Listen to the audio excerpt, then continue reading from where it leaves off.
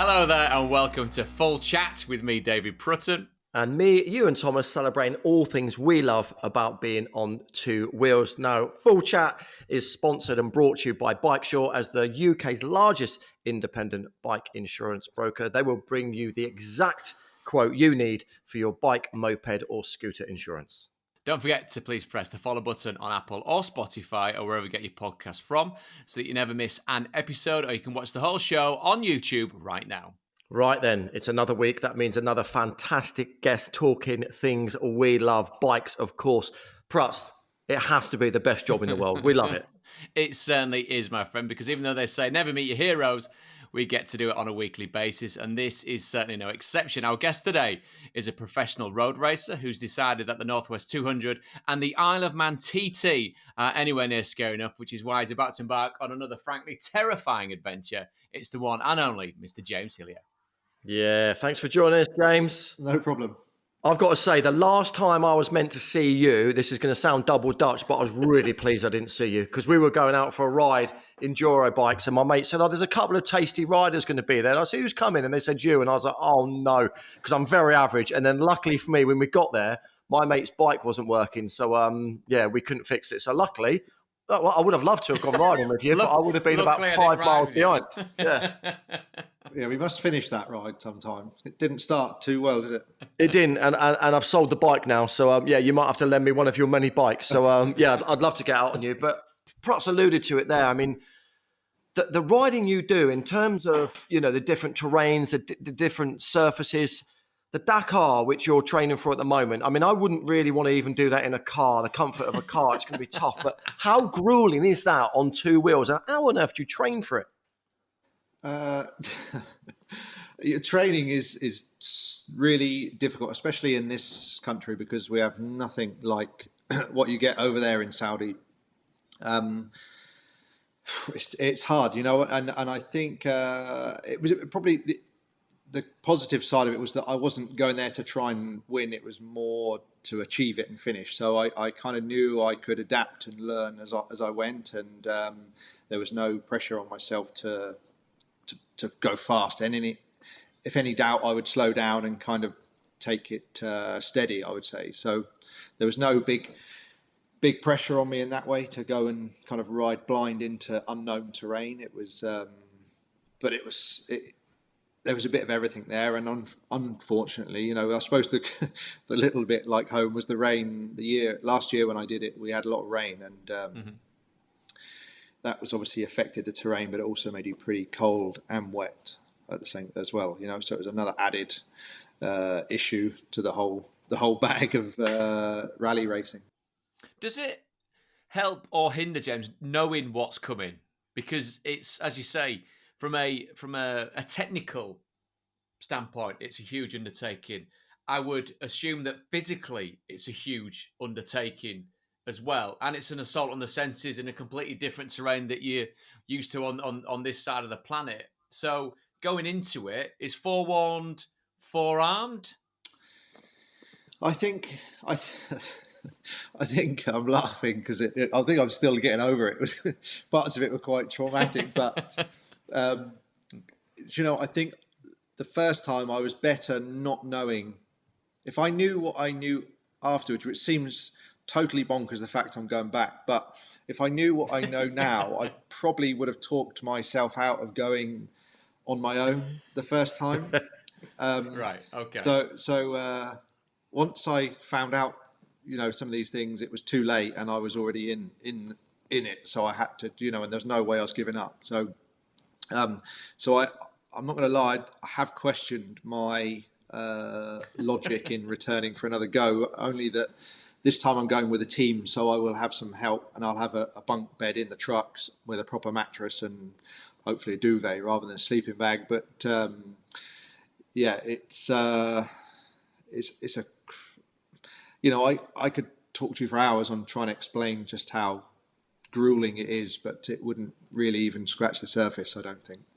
Is it the equivalent, I'm assuming, something like, I've done the London Marathon a number of times and I hate it and it's horrible. But then a few years ago, I did a 100-mile run and I just thought, never again. This is brutal. Because I think people look at motorbike races and think, yeah, you're obviously really skillful. You're good at what you do. But, you are proper athletes, and to get through that, I mean, it's a huge endurance feat, isn't it? Just to finish it. I mean, how hard is that compared to it? Can you compare it to the TT or any other form of racing, or is it so different?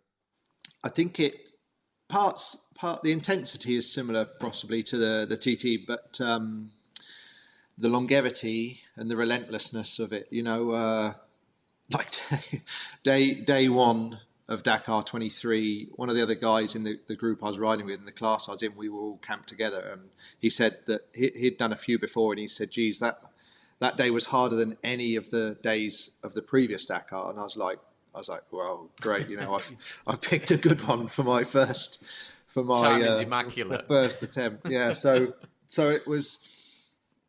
I don't know. I can't compare it directly to anything I've done before, but as much as it was a kind of punishment, I also kind of get off on that.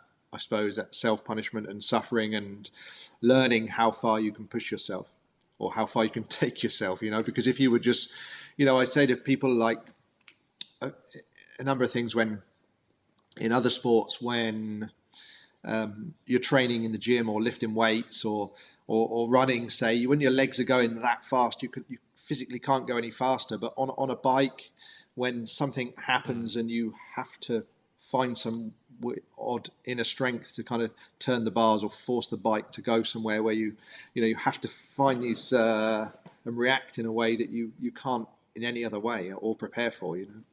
You mentioned, I mean, obviously, and the huge technical aspect of what the rally is the bike that you're on. Obviously, allied to the undoubted skill of the rider and ability of the rider.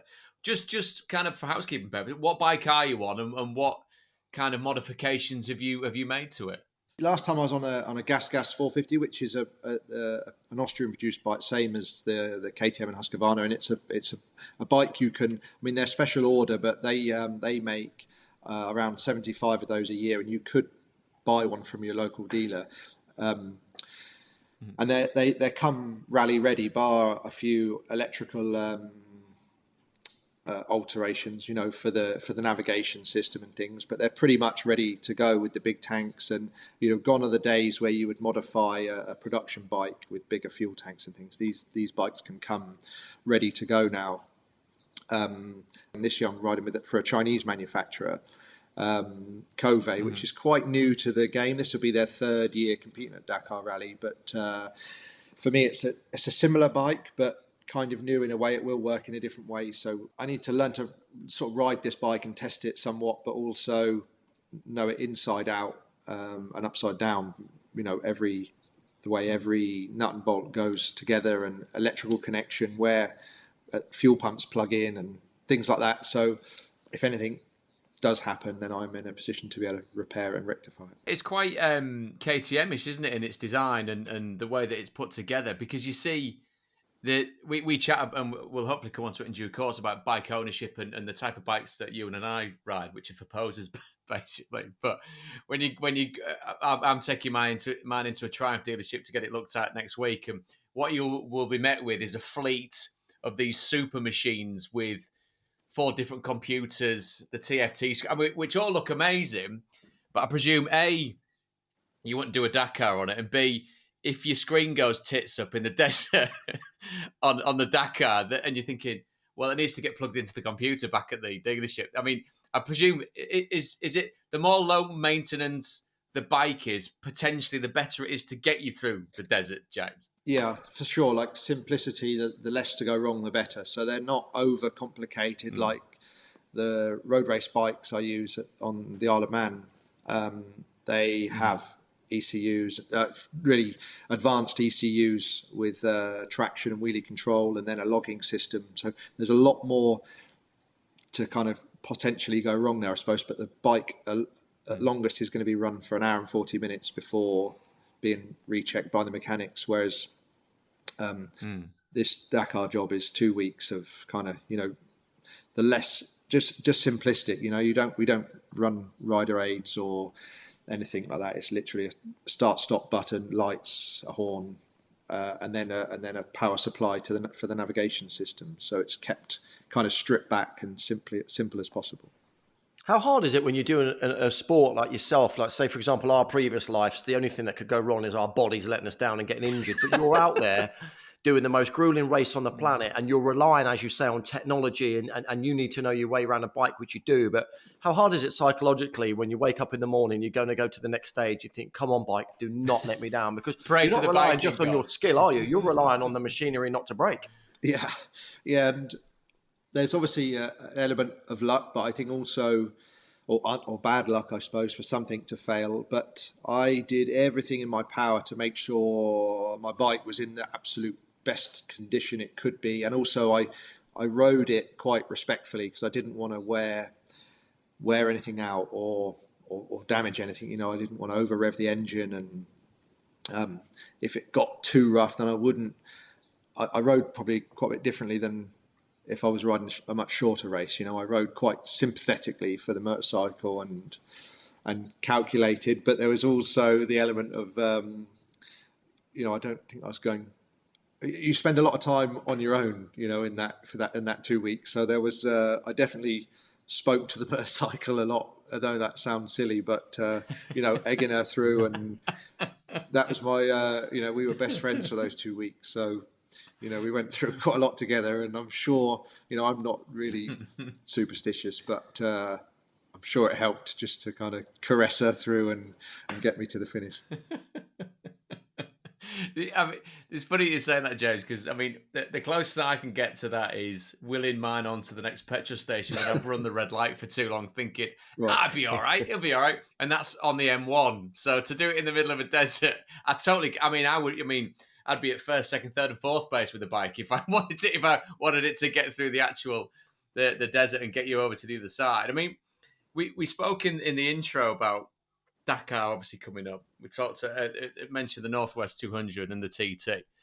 Is there a different mindset for each one? I talked about them being scary, but the main theme of what you and I have really got out of speaking to so many wonderful people like yourself is that we look at it from our point of view, where you go, "My God, that looks terrifying," but the kind of overarching theme is there's a healthy respect for the jeopardy involved, but the professional side of it, the ability side of it, is what sets you apart from mere mortals like us fanning around on motorbikes. So the question of one being scarier than the other is probably a bit of a misnomer. It's is the approach to each one slightly different when you've talked about the bikes, but then from an emotional and a mental point of view. Yeah, I think to put it crudely or harshly, I suppose, like the way I see it is that TT there's there's a more chance of dying, not coming home. But at Dakar, that's less, you know. So from coming from that level of kind of fear, I suppose, fear to Dakar takes the edge off, because there's the chance of that are quite a bit less, but it's still quite dangerous. But at Dakar, there's a very good chance you're going to get hurt, and potentially very badly hurt. You know, it's almost like a boxer. I don't think there's anyone in history has ever finished a Dakar without some sort of injury. You know, it's you're going to get hurt at some point in the 2 weeks. Not always from your own error. You know, you can get caught out, and we see regularly the top riders at Dakar dropping out because they broke bones or ligament injuries and concussion and things. So it's I feel like coming from the risk level at TT, I come down to Dakar, so it's a little bit more of a I wouldn't say like a kid's play area with the padded cushions, but it's a little bit of that, if I'm trying to kind of explain it right. You know, there's different levels, but they both require the utmost respect and discipline to kind of follow by, really, because I don't want to die, and I don't want to get hurt. So it's kind of a pretty good fundamental trigger points, though. Yeah. Sort of thing to have just in general. Yeah. A double point question here. What gives you the biggest buzz? Which race? And what gives you the most satisfaction when you go home, you see your family, look in the mirror, and you think, job well done. I've come back from the Isle of Man. I'm safe. I've done well. Or I've come back from Dakar. That was so physically tough. What gives you the most satisfaction, and what races gives you the most adrenaline, the biggest buzz? I think by a long way, TT, the speed. I like going fast, obviously, but I think TT is the ultimate buzz. Doing the speeds we do down A roads, is unheard. You just can't do that legally anywhere else in the world. But the whole, crossing that finish line at Dakar last year was like probably the biggest achievement I've ever made in my life. To what I went through in those 2 weeks was sheer just a total roller coaster of emotion and amazement. Really, I had to keep pinching myself that I was actually there doing it, and So yeah, I don't think you can beat the buzz, or I can beat the buzz and fix. I get a TT from the speed, but in terms of satisfaction, even when people say this, getting to the start line of Dakar is a massive achievement. So when I actually rode up onto the podium for the start of the prologue of the first day at Dakar, it was quite emotional. I couldn't quite believe I'd made it. It was so much work to get there. So it's certainly more satisfying in that way. Unless I've just kind of got a bit accustomed to the TT, But I suppose I've done that quite a long time now, so it does. Things become a little bit more normal, don't they, when you do them enough times? So, like tearing around on A roads at 150 miles an hour. Yeah. It's amazing the way you can speak about it, James, and that you can. There's an obvious passion there. It just comes out of you when you're talking. So let's go all the way back then. Where does your journey on two wheels start to get from there up to Dakar, up to the TT, up to the Northwest 200? What first introduced you? Was it love at first sight when you set your eyes on these beautiful two-wheel machines? I can't specifically remember, but like a moment or a point where I just always liked riding my pedal bike, and we lived near a big hill. That was the best bit, was just going as fast as I could down the hill. I've always been a bit of a speed freak, I think. But so it's been there from the start, whether it was powered or whether it was pedal. Yeah. I mean, I think I actually hurt myself more on pedal bikes than I have on motorbikes, ironically. So I try to stay off those now, to be honest. But my dad rode. He never raced, but he was into motorcycles, rode bikes, and also my granddad was a motorcyclist. So they not to a competitive level, but I do remember, like, from a young age, any car journey, I would just be glued out the window looking for the latest motorcycles. In the mid-90s, the Honda Fireblades, or a Ducati 916, or I'd go into Tesco's with my mum and just pestering her for the little model Maisto motorcycle. I just sort of and then actually my mum, and it was 97. My mum and dad had separated, and the holiday that year with my dad was me and my sister went to the Isle of Man TT races to watch, and I think that was the seed was planted there and then. Really, it just stuck with me, and I couldn't. It was a dream, and I still pinch myself now that I go there each year. But back then it seemed a million. I suppose it was really a million miles away. I didn't know how I was going to do it, but that was my sort of dream, and chased it since. So yes, quite.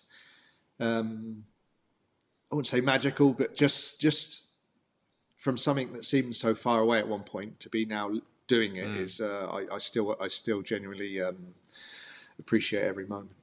What a cool dad, by the way. Your mum and dad are broken up, and your dad's got you for the summer holidays. Where should we go? Euro Disney? Nah, I'm going to take him to the Isle of Man. Watch some bikes racing around. Yeah. I mean, that's your dad sounds like a legend. You're that's taking awesome. them where? Yeah. It often happens that way, though, James. It often happens. We speak to a lot of people about their passion of bikes and how it started, and I'd say maybe 9 times out of 10, it's a father, or it's a grandfather, or it's someone who's introduced them at a young age into the two wheels. That happened for me, and it's just a lovely common interest you've got with that loved one. Like you said, your grandfather before your dad rode bikes as well, and it's nice. It's almost like it was meant to be. I guess so. Yeah. I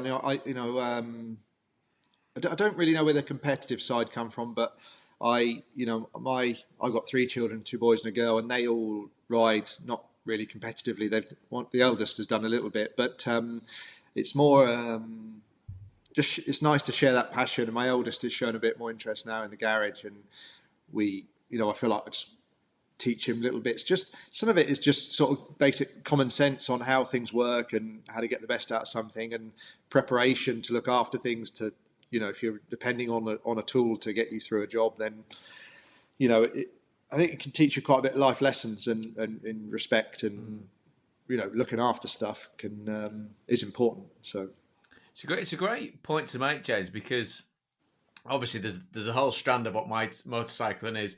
Zen and the art of motorcycle maintenance, of course, being at the forefront of that. Of you are doing that when you get on a bike. You're putting your trust in something because you are giving your life into it, aren't you? And you get so much emotional enjoyment and freedom back from it that, as you say, you're teaching your son how to. Well, the fact that a bit like a body, everything's joined, isn't it? If one part of a bike's not working, then more often than not, it knackers the rest of it. So to teach him and use the analogy and the metaphor of what looking after a motorcycle is and what that can dovetail into his life as an adolescent growing up, it's a huge thing. And sometimes as well, and not going off on a tangent about how fathers and sons and adults and children talk to each other. It's like having that conversation, isn't it, in a car when they say, if you're going to talk about something that's embarrassing, get in a car because you're both facing forward and you don't have to look at each other. So you can talk about anything from the birds and the bees all the way up to whatever. I mean, not that there's anything more than the birds and the bees, is there? But that ability to use the bike as a bit of a metaphor to perhaps say things subconsciously, unconsciously to the next generation, and for them hopefully to take it on board without thinking, here he goes, Dad wants to teach me something. But when you're tinkering around with a bike, I suppose that type of conversation is a bit more free-flowing. Yeah, it does. It kind of lubricates the relationship, I suppose, a little bit. It's sharing that common ground. But on that side of it as well, with the communication thing, is me and my old school friends, we've done a couple of rides. We all had. I've still got mine. They some of them have still got theirs. The Honda C90s. We did a couple of trips out with those to, well, a bit more than just a trip. We did Land's End, John O'Groats a couple of times. But we all had the intercom helmet comms on, and it was so nice just to have no distraction. We were riding, talking and reminiscing, and it was so good to kind of just chat, and kind of, there was no other distractions. We were moaning about the odd car driver, but it was just us guys and some bikes, and it was really healthy. I think it was at the end of the ride we were a bit achy, but felt a lot better, and I think that's I think for me a big part of motorcycling, whether I'm riding, talking or working on my motorbikes, for me is a release and I suppose an escape. Yeah, a lot of people say that, don't we, Prutz? We talk to a lot of people. What is it about being on 2 wheels? And it's that freedom, that feeling of you could be anywhere. You just concentrate on the road ahead. You've forgotten all the life worries, and there's something magical about being on 2 wheels. Did you ever think as a child then, when your granddad and dad got you into bikes, did you ever think, one day not only am I going to race bikes, I'm going to be able to work on bikes myself. I'm going to, because you do all sorts. You work in films as well, don't you, as a stunt rider, and you've done all sorts. Did you ever think you'd make a career out of being on, and still doing it, a great career out of being on bikes? Did you ever think that? No, I should be a bit more grown up than I probably act sometimes, but I'm nearly 40 next year. I still pinch myself often to realise, I qualified as an electrician when I left college. Failed, I didn't get really any GCSEs, or I'm not very academic. I wouldn't say I was never going to make much of a living out of anything like that, but I got a hands-on trade electrician. But I used to dream. I think that motivated me, to be honest. I remember crawling around in loft spaces in the loft, insulation, putting cables in, thinking, geez, this is not what I want to be doing for the rest of my life. And I think in my early career, that drove me and made me that bit more hungry to succeed, So, it almost feels a bit wrong making a living from doing something I love, but I guess that's the goal in life, is to is to do that, isn't it? And kind of be able to get by enjoying life in general, and I count myself very lucky to be able to do that. But it's also been a lot of hard work to get where I am, you know.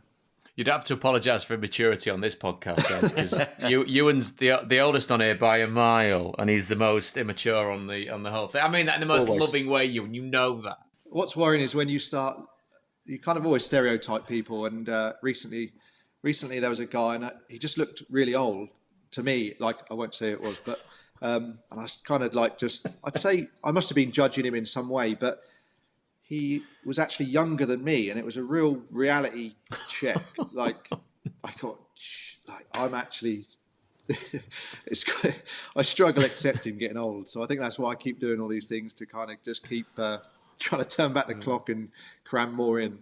You weren't trying to help him across the roadway, some geezer in his early 30s. No, he wasn't that old. It's just funny. Come on, mate. We'll get you across, Grandad. It's funny where you place yourself in kind of the maturity, but general actual physical age tree or table. And then there's that point when you start or realise you're actually older than people you looked at as old, you know. So it's, we've got to work on that one. The killer's when your adolescent son starts calling you old man, you think, you cheeky little sod. But that's the life cycle, and it comes to us all, of course, doesn't it? Anyway, quick bit of mid-show housekeeping for you all out there. If you haven't already, please press the follow button on Apple or Spotify or wherever you get your podcast from, so that you never miss an episode, or you can watch the show on YouTube. Back to you, Ewan. Yeah, I was going to say, James, I mean, obviously, you drive cars as well. You've got bikes. What is it about a bike? And I think I know the answer to this, or maybe I don't. Do you race? You're on bikes so often. Do you actually quite enjoy driving a car, or is it always, if the sun's out, you're going to be on two wheels? Do you know, I don't particularly enjoy riding on the road too much, because there's two problems there. Self-control, I struggle with a little bit. Because my kind of perception of speed and is quite different, you know, especially nearer the TT or just after. Is you know, what's normal to me isn't within the speed limits, so I get carried away. And then also other car drivers, you know, most are okay, and you know, but you just can't always count on others. So I prefer slower, older bikes. Really, I think I'm more sort of capped, like my Honda C90, or I've got my granddad's old Triumph T120, which is, you know, sort of 60 mile an hour, and that is plenty fast enough. So it's, although it doesn't stop too well, but it's that I still get that nice feeling, but I'm capped and restricted with what I could potentially do. It's funny you should say about that C90, James, because I mean, it's the old postal bike, isn't it? So the image that you conveyed about you doing Land's End to John O'Groats with your mates, because there's that philosophical saying, which is speed is the enemy of reflection. So when you are able to do it and chat, yes, obviously you've got to navigate the whoppers that we all come across on the roads that just suddenly, I didn't realise there was a motorbike there. Well, I've been here for quite a while, and if you looked in your mirror, you would have seen me a lot earlier than you did. So, like you say, the C90, and it's the miracle of the engineering that it is, a very straightforward little bike that gets a lot of people from A to B. I read a book as well. Someone had ridden one back from, I don't know, the Far East, which is just phenomenal, really, because it's just something to pootle around on, isn't it? And it's a completely different bike. Maybe you get your fix. That adrenaline buzz from a TT, from the Northwest, from the Dakar, which means that when you do get back to pootling around on English roads, maybe there's a contrast. Maybe that's the different sides of your psyche. The Cub 90 is a funny one, and I feel like they're totally underrated, and people can judge me as they wish, but they're almost so bad they're good. But you know, it's always going to start, and will. Yeah. Nearly always get you to the destination.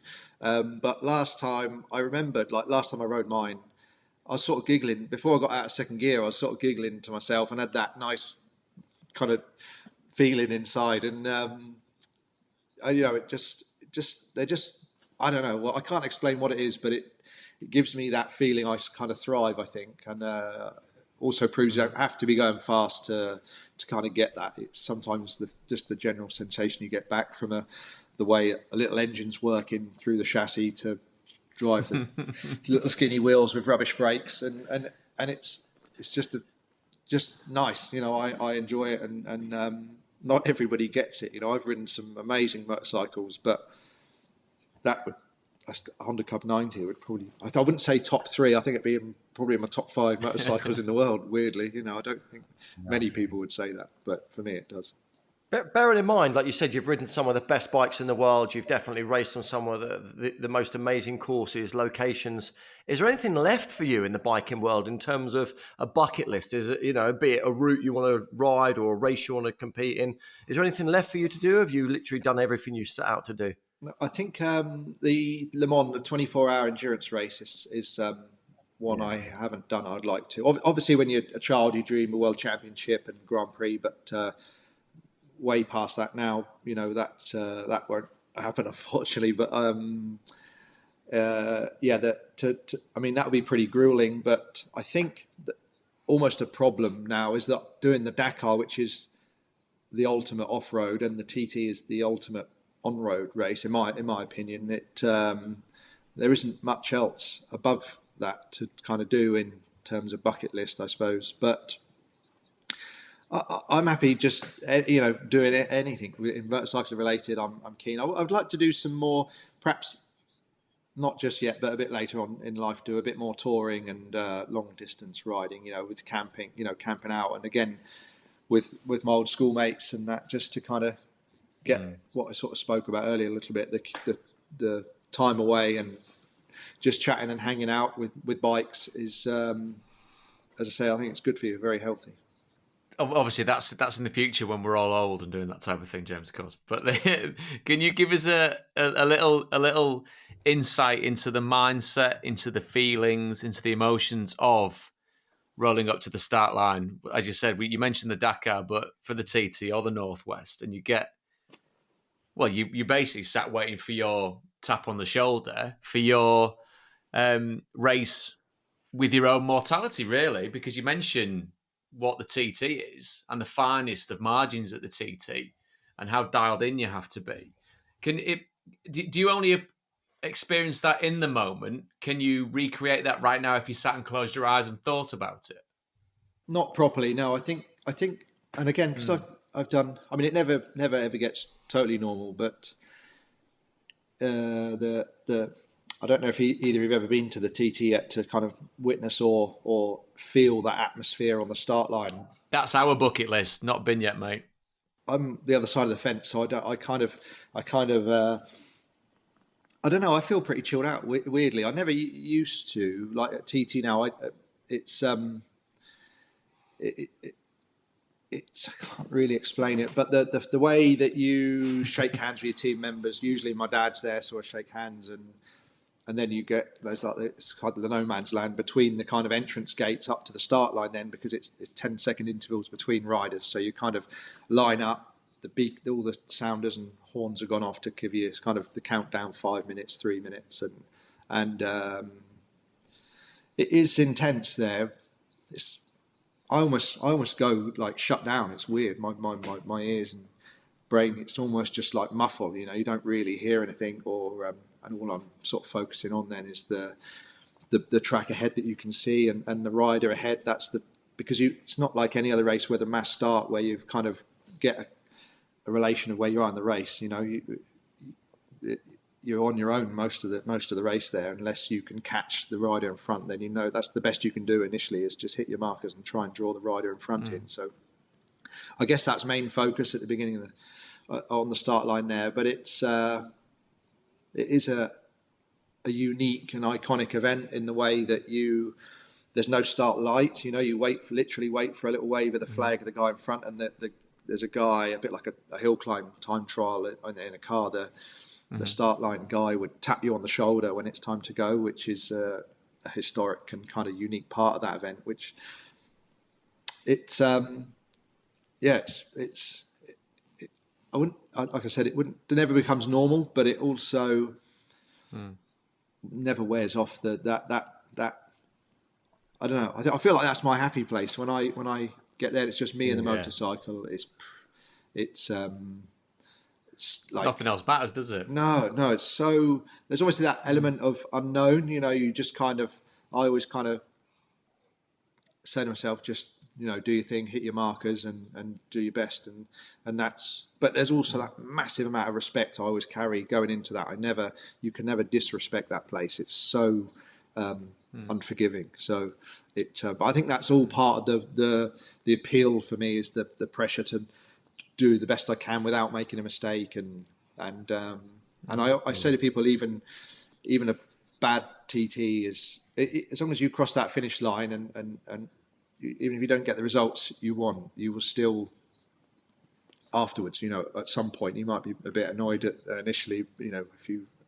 If there's something held you back or you've had struggled with something, but you've still ticked off another race at the Isle of Man TT, and I think that's something a lot of people dream of doing. So. Just listen to you there, James, and I can't believe I've not asked you this before, Ewan, because my experience of playing football, because of it being a team sport, is slightly different. But that moment that James is talking about, Ewan, that moment when you go to the start line and you're waiting for the gun to go off, anything that James is saying there, does it resonate with what you're saying? Yes, yours is physical in a different way, to a certain degree, but that is it boils down to having, like I said, a team sport background. You're hoping that the other 10 people are going to do all right, but unless you're doing a relay, Ewan, it's basically down to you guys, isn't it? It's that clock ticks down. No one else can do it but you two. There's a lot of comparisons there. I really enjoyed hearing you say about you're almost like in a Zen state, aren't you? Yes, you know the task ahead, but you know your skill level, so you're kind of quite calm. I suppose the difference is for me, before a race, I needed to be pumped up and angry and aggressive to go. You can't be like that. You have to really maintain your heart rate. Don't go aggressive and too quick because you make mistakes. But here's one for you. I was going to ask you then, bearing in mind you've spoken so well about the TT and the fact that you're almost at peace with it at the start. What's harder for you then? I'd be interested to know. Getting to sleep the night before, because obviously you're thinking about it, you're going through the route in your mind, or getting to sleep after the race when surely your adrenaline, you're buzzing, you've been successful. What's harder, the night before to sleep or the night off? I don't know. I think earlier days, the night before was always hard because you're going through everything. But now, oddly, I sleep pretty good the night before. I think because I know I need to sleep to rest, to be in the best possible shape I can be. I kind of have managed to just switch off now. But one thing that is tricky is your kind of body clock changes a little bit at the Isle of Man, and it's not so much now. But in years gone by, we used to do an evening practice. And you may get off the bike at 8:30, 9 o'clock in the evening, and you're like completely wired, so you get into bed and you're just staring at the ceiling because you've gone from, doing 200 mile an hour, to then just lying in a bed and your ears are ringing, your eyes are just on stalk. So, that is certainly one thing that, and another thing I struggle with, or it can be an issue, is pre-event. I will watch onboard laps from YouTube or something, and I definitely can't watch those too near a bedtime because it starts like revving me up, I suppose, and so I have to kind of govern and cap that for earlier in the day. It never ceases to fascinate me because basically we're watching the same things on YouTube, you and I, James. I do that and then just kind of fall into a really exhausted heap of thinking, my God, that's terrifying, but exhilarating at the same time. And speaking of exhilarating, over the course of what we've spoken about and all the different strands of what you've covered from a motorcycling point of view, is there a hero in there for you that stands out in either the different disciplines or an overarching one that sums it all up for you? I would say I've got a lot of heroes really in the TT history. I suppose that all to a degree, all TT races are heroes for because you don't. It never gets put in front of you or handed to you. Everyone who's there competing has had to want to do it and work their way up through wherever to fund it and get the license to do it and things. So, but my biggest, there's a few really. Biggest is probably Joey Dunlop with what he achieved there, and also the way he did his work. He was so humble and quiet, and in a lot of sports now, more so, lately than ever. There's a lot of big egos, and I don't like that in people really. It winds me up, and I can't watch them. You know, I like people that do their sort of talking in when they're doing what they love, and yeah. So you know it. But Joe Dunlop, Steve Hislop, Bruce Anstey is another one, very quiet but unbeatable if he was. On the day, if he was on his A game, then no one would beat him. But and also, I've got to say, like more recently, Michael Dunlop with what he's achieved in recent years is incredible. Yeah. And now even with John McGuinness, you know, and quite sort of fortunate to say we've over the years become quite good friends, which I still probably pinch myself about that really, because when in my younger life I was, you know, I suppose he still is a hero really, and I look up to him from what he's achieved. But I think more so in road racing, there's a lot of setbacks and potential. So many reasons to stop a lot of the time, and if you mention it, then there's probably a lot of people that would quite quickly convince you to retire. Whereas you've got to be quite headstrong in many ways, but I think I feel like I'm going off a little bit on one here, but it's No. I genuinely felt we spoke about the age thing, but I thought by the age I'm at now, nearly 40, I'd be winding up and looking at other options in life. But the older I get, the more aware I'm becoming that we're only here once, and I'm only getting older, and my body's stuck. You know, we're all probably on the downslope now, aren't we? We're past our peak athletic ability. And I've been on a downslope for 20 years, mate. so what I'm saying is, I just think it's crucial to cram as much in and do more. As you know, there's always reasons not to do stuff in life, and I try to find reasons why I can't not do it. You know, I'm hungry to achieve things, not always to win, but just for my own sanity and satisfaction to achieve something and get the best out of myself. Well, you've achieved something by coming on here, mate. We've absolutely loved it. We were going to end with our final question because Prutton and myself, we always think music and riding go hand in hand. So my question is, you've got a dream ride. Yeah. You're listening to whatever music you want and you're on your dream motorcycle. I think I know the answer to it. You sound like you've described the journey with your mates already, but if you could ride your bike anywhere in the world, where would it be? What bike would it be? Who you were with and what are you listening to? Bloody hell. There's quite a lot to answer there. I don't, it sounds silly. I don't listen to a lot of music. I don't, but we did recently a Vegas trip, and this wouldn't definitely not be my dream bike by a long way, but credit where it's due. It was quite satisfying. We hired some Harley Davidsons and rode to the Grand Canyon and they had the speakers on. And we had some typical, like, I made a Vegas playlist, but there was a few rock songs. I couldn't even tell you what they were, but they were iconic, like real goosebump making kind of. Yeah, your classic American highway road trip songs. I can picture it. I can hear it now, mate. Yeah, it was so.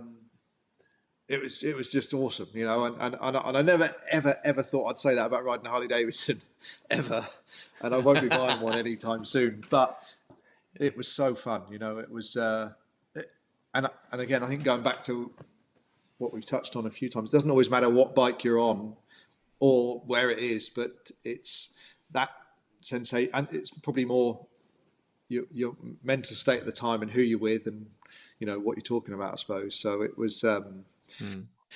Yeah, I haven't really answered any of those, have I? Any of your questions, but No. Do you know what you have? Because in a weird way, it might not have been your dream bike. You can't remember the music, but you remember the time, and you were with some good people, and the bike was right for the location. And yes, it's lovely, lovely. I think that's my relationship with music. Is if I heard the song now, I'd take me straight back, you know. And I don't really ever listen to the words in songs, but when I hear something, it triggers a memory of a drive in our old Ford Sierra, driving to somewhere, or you know, wherever it might have been, or riding a Harley Davidson to the Grand Canyon. It's that kind of, that's how my brain works. But I was smiling anyway, and it makes me smile now thinking about it. Well, I mean, there's a school of thought that says that the words in a song make you think about stuff, and the music makes you feel. So that's literally what that is. That's you dialed into the bike, both emotionally and mentally, and being able to kind of, as you say, if that tuner comes on, it'll take you straight back to the place, won't it? It won't be the words that take you back. It'll be it's the tune. It'll be the chords. It'll be the drums. It'll be the melody that takes you back. Be amazing if it was like the Venga Boys, Thunderstruck, or something. Oh, AC/DC. There you go. Perfect. That's what we had on. Absolutely perfect. And then we were riding down the strip in Vegas with Elvis Presley, "Viva Las Vegas" full volume. So we looked like absolute idiots, but it was we didn't care. It was we were living in the moment. It was like a race Living start. the dream. Living the dream. Every set of traffic lights was a race start, and it was fun. Yeah, it was so fun. The real duality of that, it made me think about when you're on the Hondas as well. There'd be people looking over whether they're passing judgment on this group of fellas on Harleys or this group of fellas on Hondas. And if you take your helmet off and you've got someone who's mastered the Isle TT, I think you quite swiftly get back in your box. Imagine you and me and you there taking it. Oh, sorry, it's James Hillier. You really do know what you're doing on a motorbike. So I'll shut up. You can do what you want. I do often think that. I've loved it. On the C90, I'm kind of incognito, and people are obviously going to judge me with my Rickman screen, and they might be overtaking me on the dual carriageway. But little do they know what my day job is. So I got the TT in my back pocket. My word. Yeah. Well, I mean, James. Sadly, unfortunately, that's about it for this week's full chat. It's been amazing. Powered, of course, by bikesure, the UK's largest independent motorcycle insurance broker. bikesure will tailor a quote to your exact needs and help save you money on your annual bike, scooter, or moped insurance. As ever, I've got to say a huge thank you to our guest.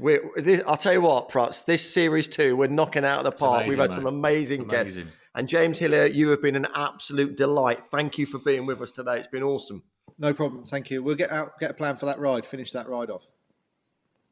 Definitely. Yeah, love to. I quite like the sound of the Vegas and the Thunderstruck ones, but that's a different thing altogether. Wishing you, James, all the best on your travels. I mean, you're doing so many things that I just wish you all the best for everything that you're doing in your life. It's wonderful. Thank you. And don't forget to follow us on Apple or Spotify or wherever you get your podcasts from, so you never miss another wonderful episode like this. Or you can watch it all, if you have done, like you have done today on YouTube. Yes, as ever, thank you so much for watching and listening. It's been absolutely a total blast. Until next time, see you later.